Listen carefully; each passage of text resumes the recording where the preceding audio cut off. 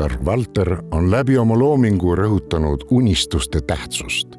Nii on tema teosed täis elurõõmu ja tarkust, mis inspireerivad seisatuma, enda sisse kaema ning eesmärke seadma.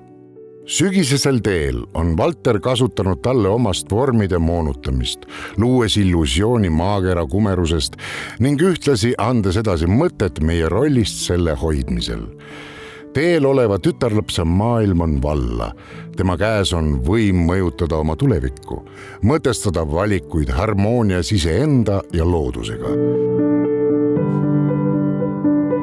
See on inspireeriv meistriteos Valterilt, mis puudutab korraga nii me südant kui ka nägemismeeli.